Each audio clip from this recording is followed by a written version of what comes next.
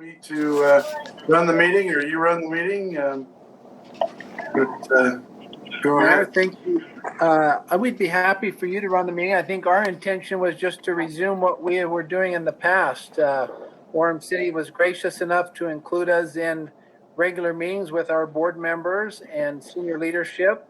And we just had a desire by board members and our leadership to get back together with Orem and share ideas and thoughts and see what's on. Okay. Well, with that said, Drive it. we don't have any lunches being delivered, but we'll move through that. And do you want to go ahead and start with any concerns you have or thoughts you have? And then we'll jump in as a city council afterwards. Mayor, perhaps it might be a good idea to make some introductions. Sure. So how about Dr. Farnsworth? Would you want to mention who your board members are and people you have on board, and then we'll do that for the city? Okay. Mark, you want to go ahead and just introduce the board members that are here? Sure. So I'm Mark Clement, board member in the Pleasant Grove and Linden area. And then we have Ada Wilson. She's in Orem. Amber Bonner. She works at Lone Peak. And Sarah Hacken. She's in Orem also. Great. Mark, Sarah Beeson and Julie are here too. Oh, I don't see them on my screen. So they're here too. All right.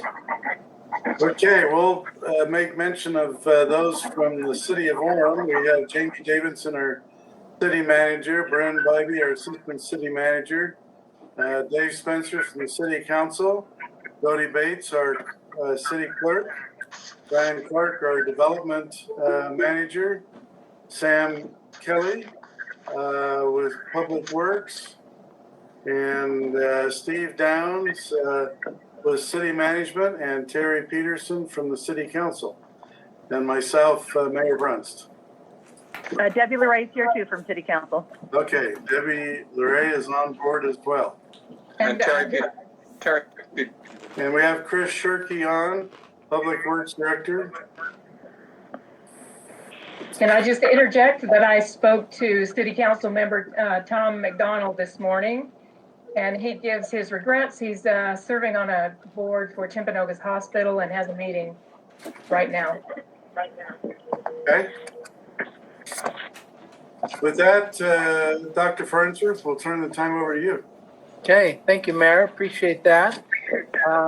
Couple items I would like to make mention of is just congratulations to the Orem City, Mayor, to you and your City Council, your senior leadership, 2 openings of 2 buildings in the last month that are just phenomenal. The Library Hall and the Fitness Center. We appreciate the opportunity we had to participate in those open houses, and just commend you for just remarkable facilities that you have done, put together, and they will be a benefit to your residents, to our students for years to come. So congratulations on that, and thank you for the opportunity to allow us to be part of that open house, part of that celebration, in particular the collaborative relationship that we have with the Fitness Center and Mountain View High School. So we appreciate Bren and his team, our monthly meetings of coordination and collaboration. And we see that as just a great success, a hallmark of the city and the school district working together to create a mutually beneficial outcome. So, thank you for your engagement in that. Congratulations. You bet. I was excited to see the new stands there at the pool for pool competition of the different high schools. That'll be a great benefit. Second thing maybe to mention is just the ongoing conversations that we're having with Bren and his team about the water tank and placement of that and how that would affect our facilities, your facilities, our use and your use. We appreciate the collaborative relationship we have there, and we'll just continue to process through possibilities, opportunities, and try and find mutually beneficial outcomes. The last meeting we had, Bren shared and his team shared. Sam was there to share some options and opportunities. We're looking at those, reviewing those, and we'll continue to engage in conversation there. I don't think we've reached any determined outcome there, but we're still exploring possibilities. You bet. The third item is the board heard the second round of public comments on the Geneva Suncrest consolidation. There were not any additional public comments shared. The board has two proposals in front of them. They are scheduled to make a decision on that consolidation on the 13th of April at our next board meeting. We have appointed principal there. John Shelton will be the principal of that combined school. They suggested possible renaming of the Suncrest building to accommodate that unity that we expect to have between those two communities.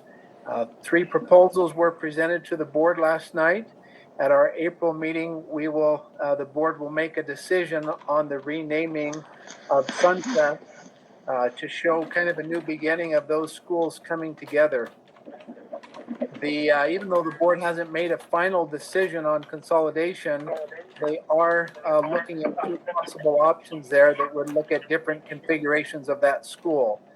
Part of the Suncrest population dropping down into Orem Elementary, and then the Aspen Sliver that we call it, that has been part of the Geneva geographical area, but attending Aspen, being brought back into the new Geneva Suncrest combination. So that's a major difference between the two of those configurations. Option one looks at just bringing the Geneva and Suncrest populations together. The other option looks at bringing that Aspen Sliver down and dropping the area south of 400 North, I believe it is, into Orem Elementary. What would be the expected population of the combined school, and when would you move Geneva over to Suncrest? It would, if the board decides to make that change, that would be effective this fall. The one option has, I think, 572 total students. The other one around 580. Okay. So they're pretty close in numbers. The board did approve us appointing Principal Shelton as a principal if the consolidation goes through. That was to help mitigate some concerns and uncertainty on the part of our teachers of who their administrator would be, and in terms of being able to allocate FTEs. And so teachers knew where they would be next fall. That brought down a lot of the anxiety, of the uncertainty on the part of our employees to name him as a principal. Giovanni Guzman, who was the principal at Suncrest, will open our new elementary school in Geneva. That's kind of where we stand on the Geneva Suncrest consolidation. Next item I want to talk about is the consolidation process. So recently the board and staff reviewed the consolidation process and how we would consider that to be in alignment with the state statutes on boundary adjustments and consolidation, and getting the timing down so that we weren't disadvantaging teachers or principals with the timing of that. So what the board has agreed to is a timeline of informal study. The end of April, the staff will bring a recommendation to the Board of Education on possible schools or geographical areas to consider for informal study. What informal study means is the staff is continuing to gather data, information, feedback, just processing through internally what some of the variables are that we need to consider on those possible consolidations. By the end of the summer, the staff would make a recommendation to the board on those geographical areas or schools that should move to a formal consolidation study. That formal consolidation study would be announced in a board meeting. The schools would be identified. The city officials would be notified. Patrons would be notified that we are beginning a formal study of possible consolidation for this geographical area or school. That opens a 120-day window for feedback that state statute requires. We would run that somewhere between August and September through November, December. The board would make a final determination on the outcome of those formal studies around November or December. That would allow us to make FTE adjustments, administrative adjustments, other adjustments necessary to begin that, to act upon those consolidation determinations in the fall of that next school year. So that's kind of the process of informal and formal study and the timeline associated with that. So it's my understanding that you're looking at the idea of once you move the students over to Suncrest to demolish the Geneva School and rebuild a new building there, and then bring those students over to the new building and then demolish the Suncrest School. My question is, what metrics or criteria do you use to determine when a school should be demolished and a new school built? Mayor, I think it would be accurate to say that we have not made any determination on those two facilities. We are working with some state grants on the FEMA projects. You were in that meeting today, I believe, Yes. looking at possible funding that could allow us to maybe accelerate the rebuild of a school in that area. But that would depend upon funding and that we get from outside sources. We would also need to look at prioritization of our capital projects within the district to make a determination on what facilities take priority there. We anticipate that the Suncrest building still has several years of valuable life in it. When we get to the point of possibly rebuilding on that site, we would need to consider what site gives us the best access.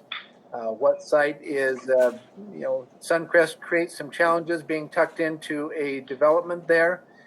Geneva, for long-term feasibility, there's some benefits to having access where we do with the current Geneva Elementary. There has not been a decision made on whether or not we would demolish the Geneva building immediately. It depends upon those FEMA resources and grant opportunities and other things that we are looking at. So I would say it's probably premature to say that we have made a determination on how we would use those facilities, which one would be demolished, which one would be rebuilt, when that would take place. Those would be capital project considerations that staff would need to weigh through. We would look at different funding options, and then we would bring that to the board for full consideration. But we have not made a determination on continued use or repurposing of those facilities. All right, and are you looking at a new bond coming up? If so, how much and when? The board would need to weigh in on that. Typically, we would align that with an election, a general election. We postponed and didn't bond in 2020.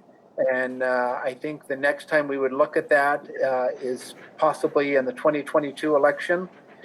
So the board this fall would start looking at capital projects, prioritizing those, and determining if a bond would be a feasible, a reasonable option for going out to fund those projects. We have the list of projects that we were considering before when we decided to hold off on a bond.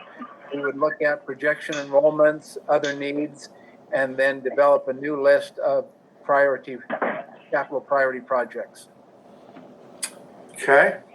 Before we move to the next topic, I wondered if Ada might want to weigh in and just talk about her interactions with those two schools, Geneva and Suncrest. That'd be okay. Bet. Thanks, Mark. Thank you. I appreciate that chance, Mark. I've been in contact with the school community council chair at Suncrest, and they are working very easily and coordinating very, very well with the school community council at Geneva. In fact, they're having a joint meeting on March 31st, and there's strong leadership there on the parent side, and we are really hopeful that this is going to be a very easy process of combining these two school communities. They have chosen their top three names that they would like to name the school. The three that are in the running are Parkside, Parkview, and Heritage, for your information. And that's a very inclusive process of naming the school. If you're interested, I'm sure that we could tell you more about that process of naming a school, but it's kind of cool. I remember when Timpanogos High School was named, and how vigorous the conversation was for months as to what the name of that new high school was going to be. Yeah, I'd like to weigh in for just a moment. Children always have interesting ideas for names of schools, like Hogwarts or something like that. But I was able to meet with their community the first time their community council combined, and they're working really well together. And the message that we got, or that we've gotten over the years as we've talked to these two populations, is they would like to be substantially together. They don't want to be split up 3 different directions or 4 different directions. And so their feeling really has been, as long as we can keep neighborhoods together in a significant way, they are happy about the combining, and they're excited about the new possibilities that will give them for programs and for kids. Well, that's cool. Well, and that's very important, is to have the buy-in of those who will be using the school. So that's great. Maybe one question to ask, perhaps for you, Shane, is one topic of conversation that we've had, and that seems like is potentially something that's still an option, is the idea of keeping maybe the gym aspects of Geneva Park for a time to use for recreational purposes in the meantime. I'm not sure if that's still a consideration, but. Yeah, Brendan, thank you. We're still looking at that, the feasibility of that. I think we're on hold a little bit right now based upon the BRIC grant and some FEMA resources that if we could get those to address some seismic issues in that building, possibly rebuild that building without using bond dollars. That's something we're very interested in right now. And so we're kind of on hold in our plans to demo that until we understand a little bit more where this grant, what may come of this grant. Thanks. Maybe I can just jump in Sure. because I think that your question is, when do you decide to demolish the building or something? And I think the problem that we had with Geneva was that it was built before some of the seismic standards that we hold now. So I think probably that's the thing that would trigger wanting to demolish a school instead of trying to do other things to maintain it. We also, by the way, we had another school that was actually studied for consolidation this year in Pleasant Grove. And I think, during the study, we decided not to do it. I guess, so when a school is being considered for consolidation, it doesn't automatically happen. The data that comes out of the study kind of allows us to decide what to do. But, there's several schools in the district that were built before our current seismic standards. And those are probably the ones we're most worried about because we really value the safety of kids. Yeah, I remember Dr. Farnsworth mentioned to me the 3 items that he said at the time that you consider is the age of the school. Is it 50 years or of age or older? Does it meet seismic code or does it not? And does it meet or does it not meet ADA code? And his comment, if I can paraphrase what you said to me there, Superintendent, was if a school doesn't meet those 3 items, it's not renovated, it's demolished, and it's on schedule to be demolished. Yeah. And I think you're talking about Valley View there in Pleasant Grove, if I'm correct. Yeah, that's right. But it also has some needs, but we're going to be strategic about how we deal with them. Probably have a few more years left in that school. Sure. One comment or question I've got is in regards to Centennial School. So I was over doing some work there in the Sarah Park, looking at some items of the city. And I noticed that the kids at Centennial leave Centennial School for recess. And instead of going to the back of the school where you've got the field and the playground, etc., it's much easier for them to come right out of the south side of Centennial School and go right across the fence line, which is open right there, into Sarah Park and play on the city playground and in the city area. And my only concern was, are the parents thinking those kids are part and parcel of Centennial School and confined in that area? Are they aware that the kids are leaving the area during recess and playtime and are not there on the school grounds? And I just wanted to bring that up as consideration. I don't know if that is a concern, if the fence ought to be extended further over so that you don't have easy access directly out of the doors right into the Sarah Park playground and in that area. Anyway, I just thought I'd bring that up to you.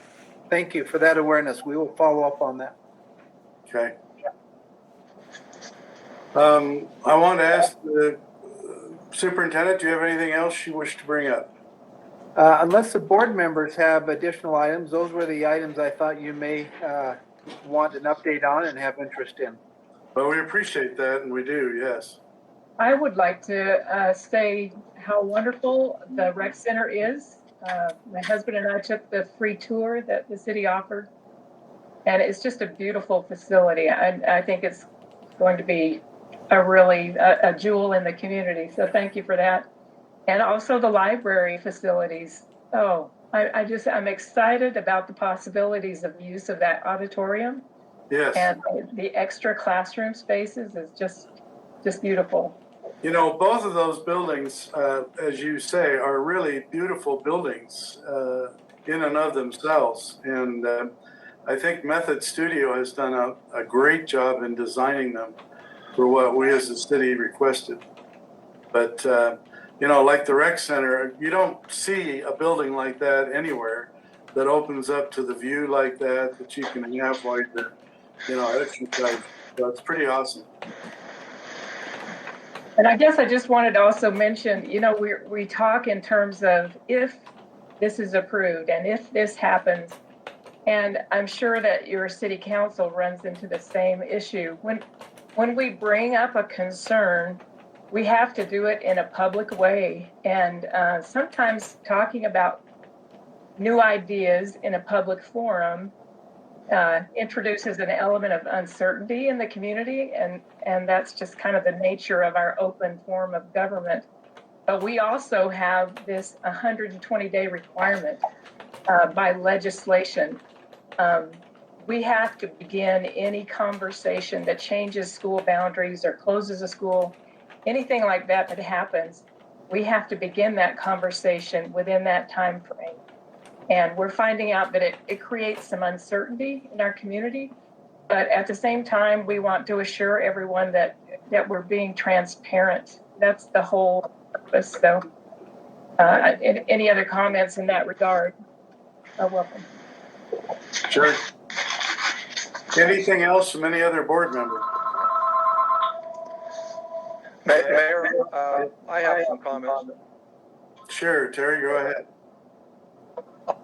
So I just wanted to. I've had several comments from the community. I just wanted to share with the district and President or Superintendent Farnworth and I have talked about this, but I mean it's a huge district, 14 cities, and I just got our stakeholders report 82,000 students. So the challenge is managing 14 cities, and we're one of the top 45th in the nation district as far as size. So I doubt there's any district that tries to manage 14 cities in the country. Anyway, we're seeing a concerning. I have some concerns, and not just me, but the citizens I'm hearing from in Orem about what the decision of the district has been for Orem. It's also very public, like she was just mentioning, that they're looking at Sharon Park or Sharon Elementary, and as a city, we're getting ready to spend more money on the park there, and the district's deciding whether to consolidate that. I mean, this is also public. The district's also thinking about considering closing a junior high in our city, and so I mean, there's a lot of concerns.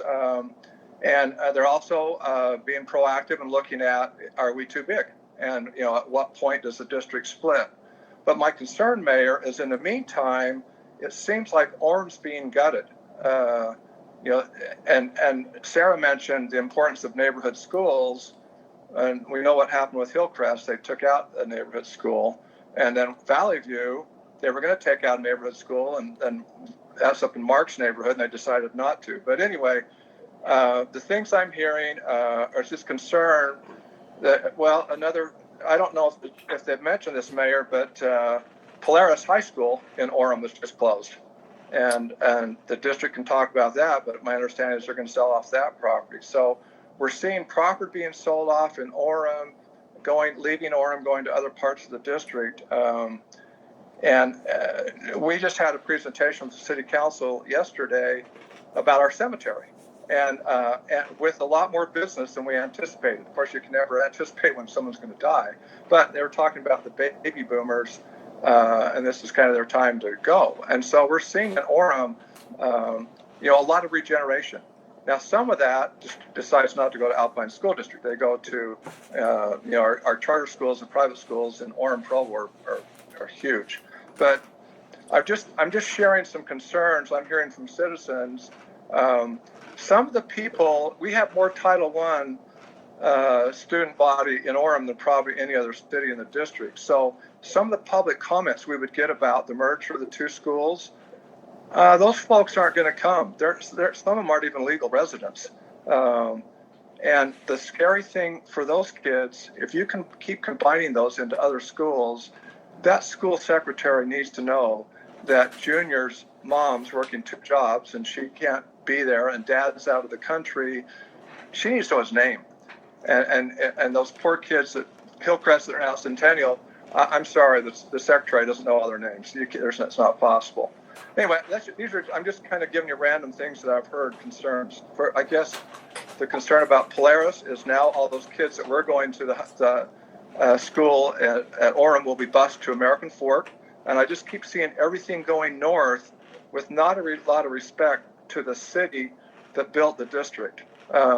Even not Orem, but also Geneva Steel, which was based in Orem, and now you're going to close the school named after Geneva, which built the district. So anyway, you can see some of the concerns about.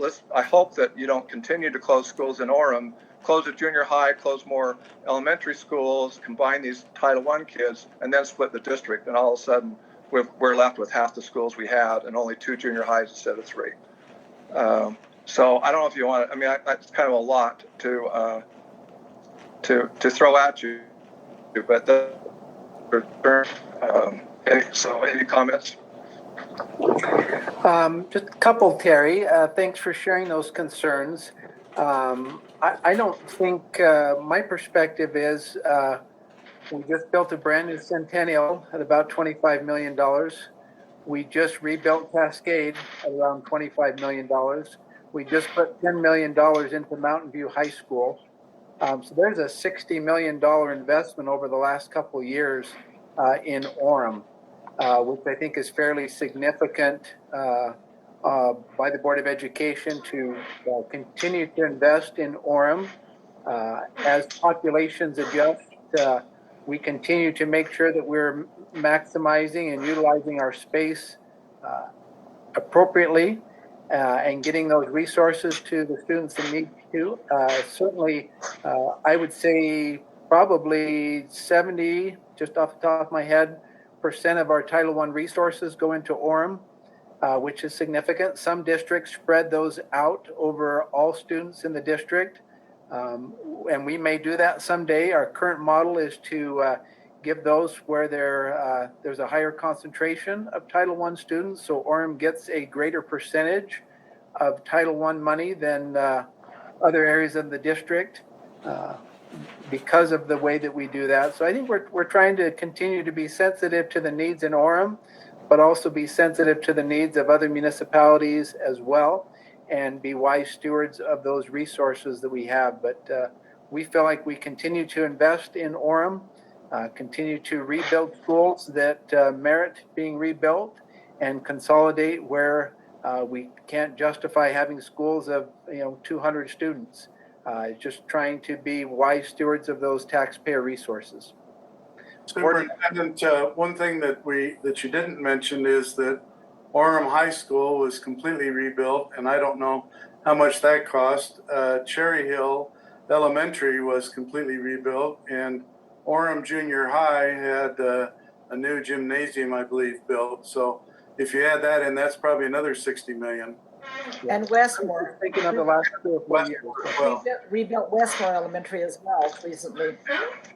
Well, Orem High and Westmore have been a long time ago, and I remember when being on the school board, if you're going to build a new Westlake High School, you got to throw a little money Orem's way, because Westlake High School is going to cost a heck of a lot more than the elementary. I remember those days. So, we appreciate that. But if we're doing a $200 or $300 million bond, and you throw $20 or $30 million Orem's way, it's still relative. But I'm just saying, I think the people are a little concerned about the attitude that it's now ran more like a business.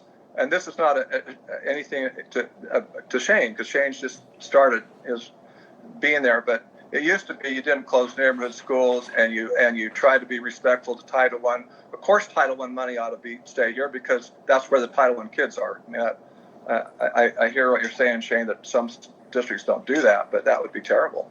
I want to interject really quick. We actually have a significant number of Title I students that do not live in Orem. We have schools in the West that actually, because their total school population is larger, they have a higher number of Title I students. Our Orem schools do have a higher percentage usually, because their student numbers are smaller. But we do have schools in other areas in the district that have just as many Title I students as some of our Orem schools do. So I recognize that the majority of our Title I schools and the higher percentages are in Orem, and we definitely want to commit to supporting those students in every way we can. But we do also have other Title I students in other areas of the district. No, you bring up a good point, because this concern about is 14 cities too big to meet the needs of a city. That's a strong, as you know, that's a strong voice being echoed in Lehigh, some in Pleasant Grove, some in Eagle Mountain. So a lot of people are concerned about, does this work?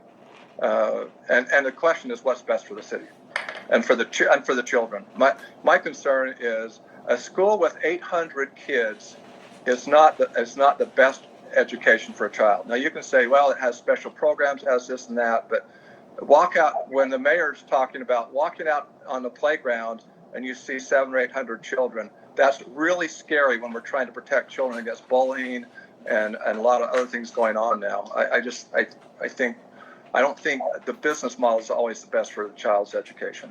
But I see the district's problem when you got 14 cities. You got to say, well, it's not fair if Orem gets to have a smaller school than Eagle Mountain. So let's combine schools and sell off their property. I mean, I see where that's going. But Go ahead, Amber. I just have to say, I think that's a matter of opinion. I live in Cedar Hills. I'm over the Lone Peak area, so Cedar Hills, Highland, Alpine, and part of Draper. And my own children go to a school that has 800 kids. It had more than that when my older kids were there. We're starting to decline now, and it's at about 700 now.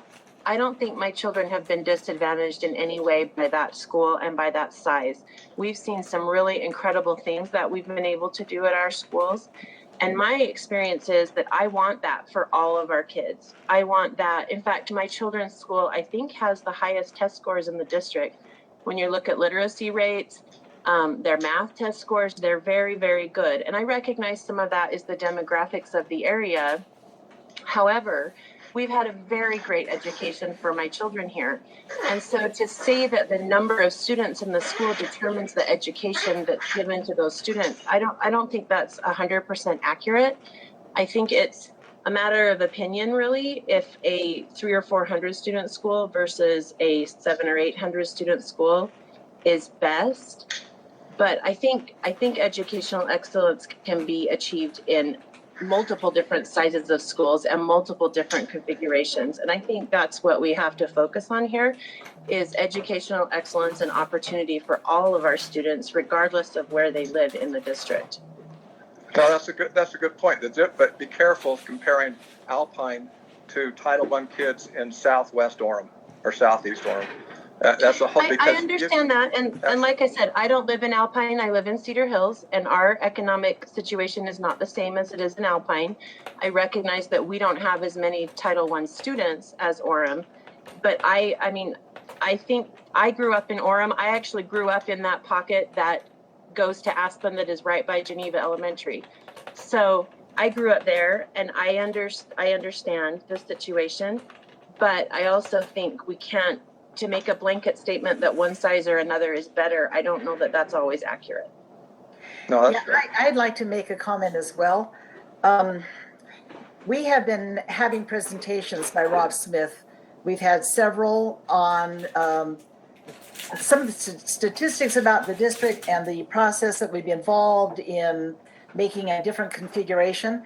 But the thing that we have to remember is I'm speaking for myself, but I think the district priorities, as I understand them from Rob, are 3.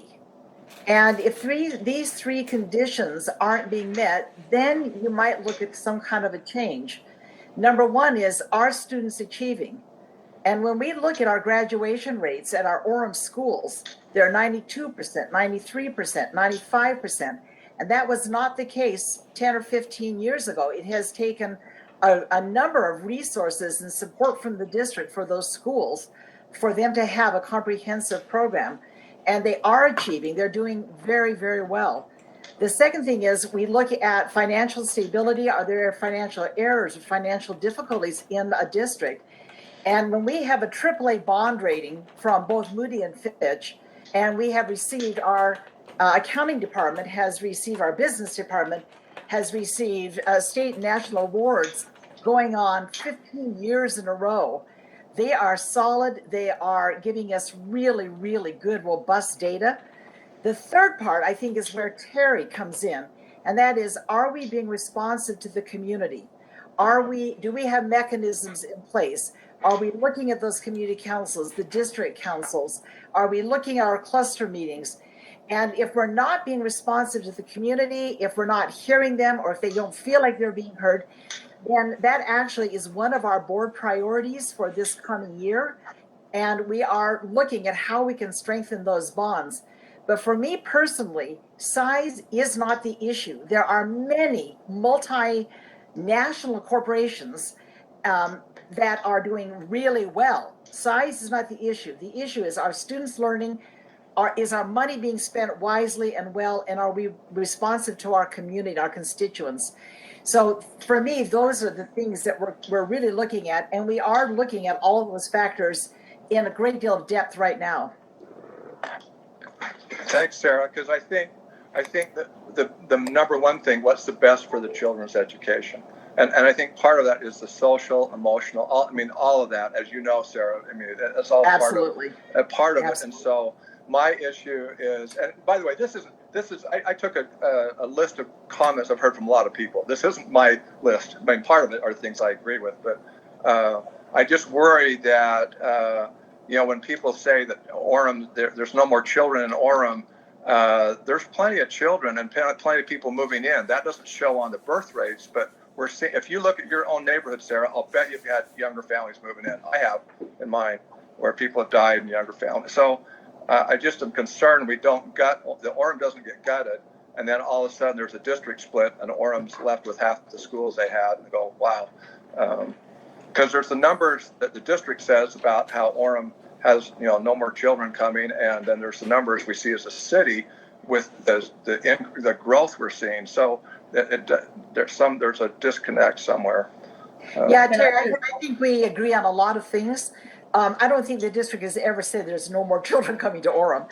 We have got some very sophisticated metrics for predicting our school-age children coming in, and they look at 5 or 6 different things, and they have become very, very accurate. And there are children in Orem, and our job is to educate them the very best way we can. So I think we share that concern. I agree. Thank you.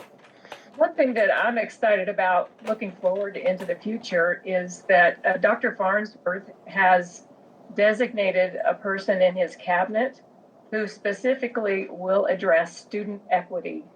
And I think this is a very important issue. And, when we talk about student learning is the bottom line, that's going to be that the person in that position will be keeping a close eye on this issue. And across the district, are we helping all kids, including the kids in Orem, access excellent opportunities for education? So I'm excited about that and Dr. Farnsworth's leadership.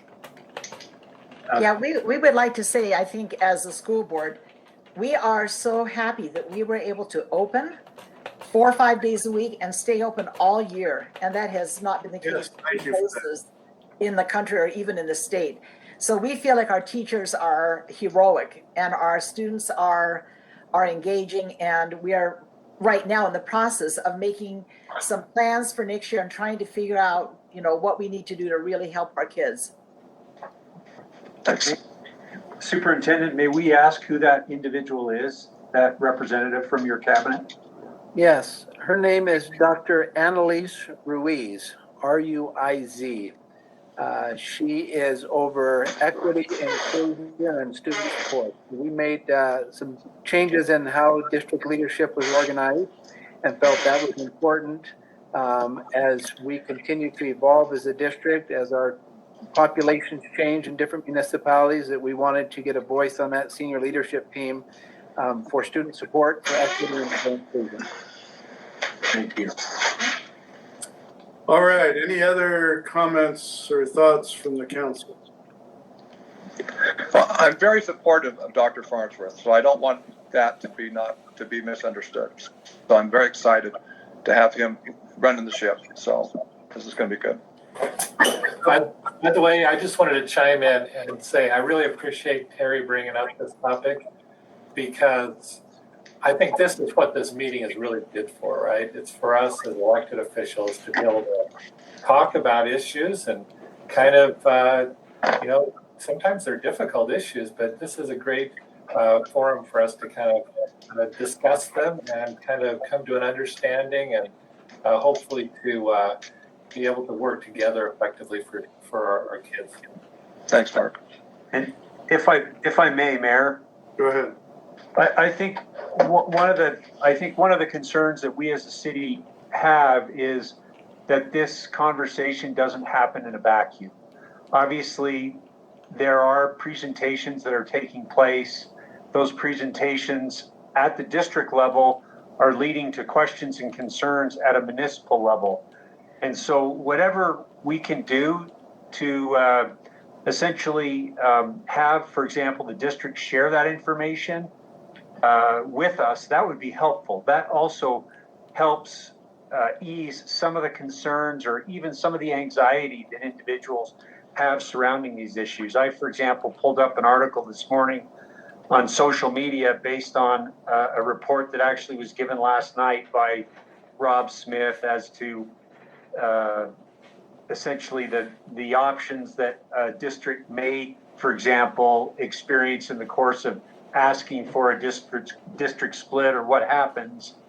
You know, that obviously is helpful information, not just for Lehigh and that particular area, but helpful across the entire district so that everybody has the same information and everybody is singing off the same sheet of music. And I think in part, some of the frustration or some of the concern we're hearing is, you know, this is obviously a conversation held at the district level, but it's a conversation that directly impacts our relationship as governing bodies, but also all of the individuals who we collectively serve. So whatever we can do to ensure that that conversation is one that we can be party to, or at least advised of, that would be helpful. In fact, I might even suggest, Mayor, that if this is a conversation of concern to the City Council, that perhaps we invite the superintendent or representatives of his team, whether it be Rob Smith or others, to come in during one of our work sessions and to have a conversation, or to allow him an opportunity to explain and outline some of what he shared with the Board of Education and perhaps with other municipalities. Sure, that'd be fine. Any other comments or questions? Just letting you know, a recording of that meeting is available to all on our website, Okay, as well as the documents. great. Well, thank you. We appreciate the opportunity to get together with you, and we'll work together on setting up another meeting here in a few months. Mayor, may I just chime in with a couple of things, if you don't mind? Sure. Go ahead.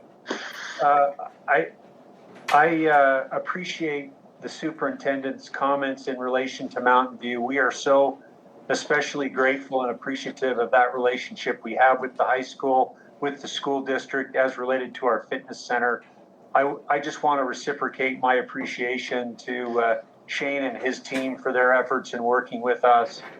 At the same time, I also am very mindful of this conversation we're having in relation to Community Park and the future location of a water tank that is necessary infrastructure for our community going forward. One of the challenges that we are obviously facing is citing this piece of infrastructure in a way that meets the approval of many stakeholders, including the school district, associated and adjacent neighbors, and others within the community.